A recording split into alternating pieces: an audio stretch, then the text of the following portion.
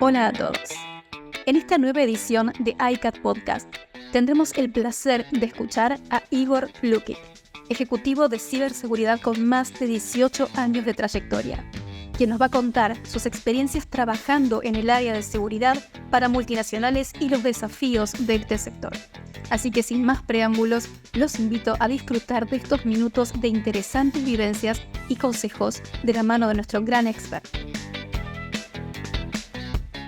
Bueno, y ahora sí que sí, ya podemos arrancar con ese episodio número 1. Lo hemos titulado Ciberataques a 10.000 pies. Y esto pues me traslada automáticamente a esos días que tenemos todos de viajar, ¿no? De estar siempre en los aeropuertos, en un avión. Ya sabéis la tónica, ¿no? Corre, check-in, llego, me conecto, tengo que aprovechar los últimos minutos antes de que arranquen los motores y coja pista el avión para pues terminar el correo, terminar esa presentación, etcétera, ¿no? Y sabéis que en muchas ocasiones ya en el avión, evidentemente, pues todavía necesitas esa conexión para terminar ciertas cosas y más hoy en día, ¿no? Y este título os lo pongo pues simplemente de que a lo largo de estos episodios que iremos viendo, quiero sobre todo convencerles de escenarios muy prácticos, escenarios donde todo lo que hemos aprendido en el diplomado y en formaciones como esta, pues intentar también sacarle jugo en escenarios realistas, porque si no, de nada sirve que estemos con mucha teoría, con un par de prácticas de laboratorio, pero después en la vida real es donde realmente, bajo mi punto de vista, tenemos que demostrar estos conocimientos y saber dónde van a encajar, dónde no, dónde son buenos momentos de hacer experimentos. Y ese tipo de cosas pues solo se consigue con la experiencia, con las cosas que han funcionado y las cosas que no. Así que a lo largo de estos episodios, pues en algunas os podré contar vivencias personales donde sí que he tenido la suerte de, pues eso, de experimentar y equivocarme y a veces incluso divertirme y conseguir éxito en ese momento y otros no. Entonces, el hecho de volver a la Wi-Fi, pues viene a que en esa época también mucha formación, y todavía sigue siendo relevante este tópico, pues de que necesitamos concienciar al comité ejecutivo de las empresas, usuarios con muchos privilegios, usuarios también del día a día, por supuesto, o sea, toda la compañía. Pero sí es cierto, seamos honestos, que a lo largo de la carrera en la que he ido pues demostrando mis capacidades como especialista en ciberseguridad, ha habido una tónica que se repite, y es que ciertas personas dentro de la compañía, sobre todo las cúpulas, en algunas ocasiones, para bien y para mal, ahí ahora un debate para que me digáis qué opinan sobre esto, pues hay usuarios privilegiados, usuarios donde no se quiere limitar ningún tipo de seguridad, donde se le puede permitir conectarse a cualquier red, donde puede prácticamente hacer lo que quiera para no frenar su productividad. Entonces, evidentemente, ahí viene esa primera barrera cuando vas a enfrentarte a llevar la seguridad de una compañía grande y donde pues ocurren estos escenarios de forma muy, muy habitual. Así que en ese momento pues también habían clientes que te decían, oye, necesito formar al menos a esa parte ejecutiva para que si están en situaciones donde tienen que conectarse a esas redes inseguras y escenarios donde pues no vamos a poder controlar o protegerles tanto, pues vamos a ver si se les ocurre alguna manera de darle esa formación pues un poco diferente. Y en ese momento, pues como estábamos cogiendo muchos aviones, se me ocurre, pues nada, seguir con la típica presentación de PowerPoint, hacer un par de demostraciones en vivo cómo eres capaz de hacer el mal dentro de una red inalámbrica y concienciar. Pero bueno, aquí viene la vivencia que me ha pasado y me parece bastante divertida bajo mi punto de vista. Y es que en ese momento pensábamos que había wifi a bordo. De hecho, al momento de subirnos, pues nos decía el personal de azafatas y azafatos, nos decían, oye, que no va a haber wifi.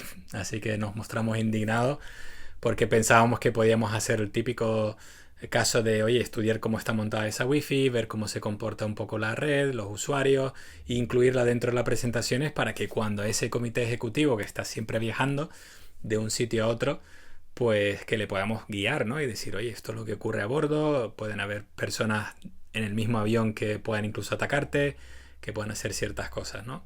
Así que en el momento de que ya no había esa red, pues simplemente lo que haría cualquier adversario, que eso es otra mentalidad muy importante a desarrollar, si nos queremos dedicar a esto, a la ciberseguridad, en la parte técnica de hacer auditoría, hacer hacking ético, pentesting, pues simplemente era trivial, y lo sabéis los que estáis dentro de la parte técnica, y los que no, lo explico muy rápido. Simplemente tenéis que levantar un punto de acceso wifi falso, llamarlo lo más parecido o igual de las compañías, que casi nunca cambia o cambia con muy baja frecuencia, y como sabéis el usuario final pues tiene lo que es la pestaña de conectar automáticamente mis redes preferidas, lo que quiere decir que cuando hay una SSID que se llame igual que en tu casa o en tu zona donde te has ido conectando frecuentemente y has guardado ese perfil, pues se autoconecta. Así que simplemente era llamarlo de esa manera y clonar sobre todo un portal cautivo, que lo puedes clonar perfectamente y hacerlo lo más creíble posible, o puedes improvisar en ese momento, que era simplemente pues un HTML, un logotipo de esa compañía en ese momento, poner un formulario y bueno, y ahí empieza un poco la diversión, porque sí que es verdad que lo enfocamos siempre a la parte ética, moral, legal, y evidentemente pues lo que se hizo fue simplemente poner en qué asiento estás, totalmente anónimo, el color favorito y la ciudad favorita en la que volabas, ¿no? Y poníamos el botón de conectar. Sí que es cierto que cuando arrancamos motores decían lo típico, porque la gente espera lo de la wifi, pues que lo van a intentar arreglar a lo largo del vuelo, lo cual es mentira, nunca funcionó. Pero como estaba el SSID también el nuestro y podías incluso llamarlo EXT o 5G o un poco improvisar, veías que la gente se conectaba a ti. También hay una manera de tú desautenticar a los clientes que están conectados a esa red y tú automáticamente pues llevarlos a la tuya en algunos casos. Pero bueno, que no hacía falta, porque la verdad es que el vuelo era sumamente aburrido y se notaba porque los usuarios pues estaban intentando conectar una y otra vez. De hecho, estaban ahí en el punto de acceso, abrían el portal cautivo automático y rellenaban estas 3 casillas. Experimento social exitoso, porque vimos que el gran porcentaje del vuelo pues evidentemente colaboraba con esas preguntas y bueno, te divertías porque la gente ya desesperada se inventaba cualquier cosa de la ciudad, ponían cualquier bobería, le daban a siguiente, conectar, y aquello pues evidentemente no iba. Poníamos inténtelo dentro de 15 minutos, pues bueno, para ver un poco la parte social de cómo se comporta un usuario a bordo, ¿no?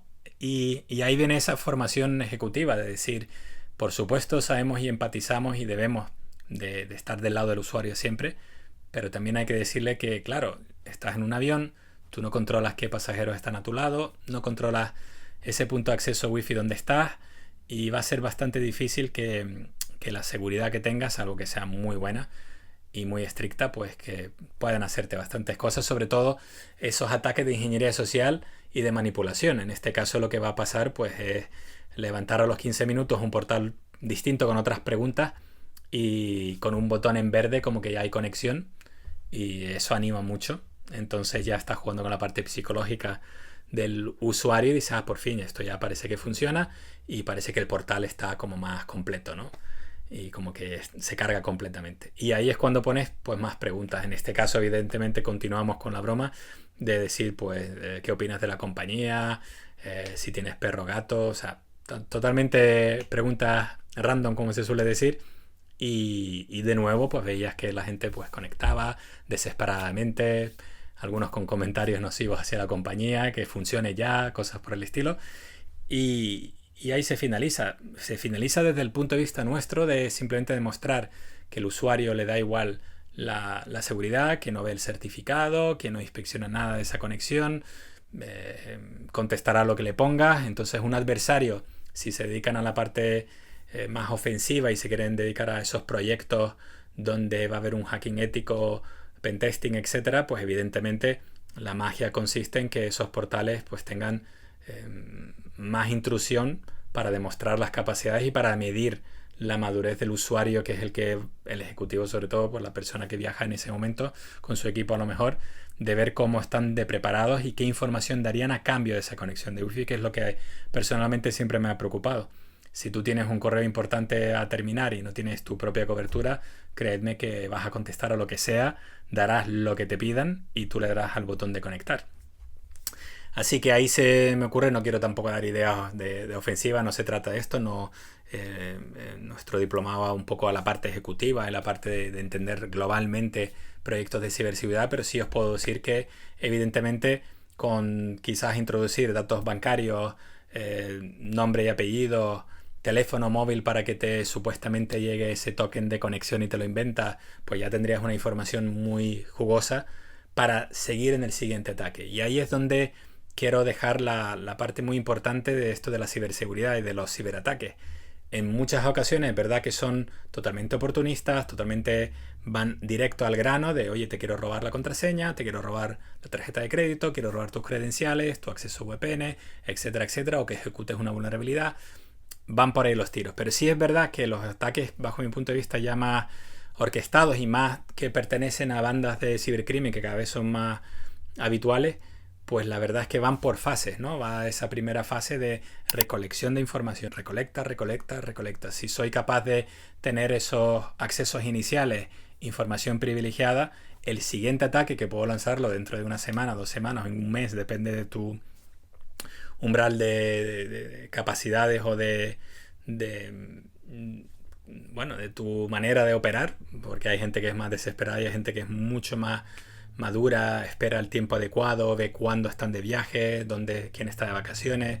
O sea, eso dependerá un poco a quién te tengas que enfrentar, y ahí es cuando se lanza ese segundo ataque de phishing, bajo mi punto de vista, mucho más efectivo, y donde las personas pues suelen caer, y siempre se produce esa pregunta de, es que no comprendo cómo tienen mi teléfono, no comprendo cómo sabían cómo me llamaba, no comprendo cómo sabían el compañero, no comprendo que sabían que estaba de vacaciones. Todas esas cuestiones, cuando ocurren en la víctima final, normalmente se produce ese paso anterior que se olvida y que en algún momento pues hemos dado esa información, ¿no?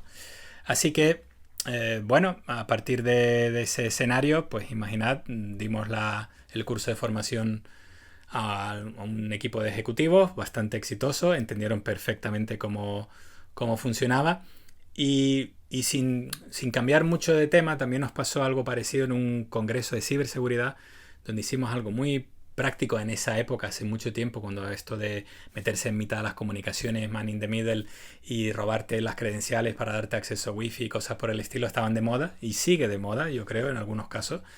Y advertimos en pleno congreso, en plena conferencia, de que esto iba a ser una prueba, que no se conecten, etc. Pero siempre hay una persona que está despistada, siempre hay una persona que tiene esas autoconexiones, y encima caen en el portal cautivo falso que se hizo en ese momento. Y en ese momento pedíamos lo que es tu cuenta de LinkedIn, que con nosotros hacíamos una prueba con un compañero mío, y básicamente consistía en que si querías dar conexión, pinchabas, dabas tus credenciales, te autenticabas y automáticamente te llevábamos ya a la red social tuya, para que veas que aquí no hay trampa ni truco y que perfectamente estás logueado, mientras nos hemos quedado con tus credenciales. Y si no tenías pues multifactor, segundo factor de autenticación, evidentemente caías, teníamos tu identidad y ni te enterabas normalmente, porque seguías con esa conexión. Pues esa persona, al público, tuvimos que improvisar sobre la marcha, porque por detrás veíamos que esas credenciales viajaban, y para no meter la pata y enseñarla, pues tuvimos que parar un momento, hacer una pausa y hacerlo un poco distinto. Pero fijaros la baja conciencia que existe en usuarios. O sea, alguien dentro de un congreso de ciberseguridad y cae en ese tipo de trampa. Imaginaros un usuario final que no tiene ni idea de estas cosas. Así que la parte wifi sigue siendo temerosa, hay que blindarla bien. Si estamos en proyectos de ciberseguridad donde nos van a contratar, tanto sea para la auditoría, creo que me he explicado, para ver por dónde pueden tirar un atacante, y en la parte defensiva, pues invertir sobre todo en la protección de la identidad, en la segmentación del usuario, en los certificados de seguridad, cómo se comportan, intentar tener mecanismos de detección de redes rogue, wifi, que pueden estar alrededor dando una falsa señal y que precisamente estén utilizando ese punto de acceso para intentar clonar tu portal. Un poco de prevención y equipo técnico proactivo, bajo mi punto de vista. Pues eso son un poco esas medidas que podríamos perseguir dentro de proyectos de ciberseguridad que nos pueden tocar al aula wifi. No se olviden que esto no es solo de aviones o trenes o transportes, esto ocurre en cualquier ámbito, en el ámbito de hospitales, de infraestructuras críticas, zonas industriales, máquinas industriales conectadas a redes inalámbricas inseguras. Yo creo y soy fielmente creyente que todavía hay mucho que dar de esto de ataques wifi. Es cierto que la parte 5G se va a imponer y que todo va a estar conectado en 5G, pero todavía queda bastante recorrido, y sobre todo en la parte hotelera, pues ¿qué os voy a contar? Yo creo que hay mucho trabajo que todavía hay que hacer. Y sin abandonar esto de los aeropuertos, porque me gusta mucho, me considero yonki de los aeropuertos, pues también han habido noticias recientes. Hace poco salió una inyección de SQL de hace 20 años, ¿se acuerdan esos ataques de conjugar comandos de SQL y que te lo ejecuta y conseguir pues normalmente accesos privilegiados, paneles de control como administrador o ejecución de comando?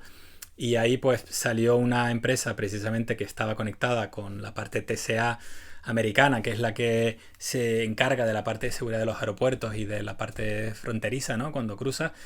Y lo que permitía ese fallo de hace más de 20 años era que un adversario se podía dar de alta como un crew member, como una persona dentro de la plantilla de aviones y de las compañías aéreas, y te saltaba la cola para el embarque agónico, que a veces pues si no tienes el Fast Priority Track pues te toca tragarte esa cola kilométrica. Y al lado en muchos aeropuertos, sobre todo americanos, pues tienes esa cola de o diplomáticos o parte personal, ¿no? Y fijaros que una persona sin ningún tipo de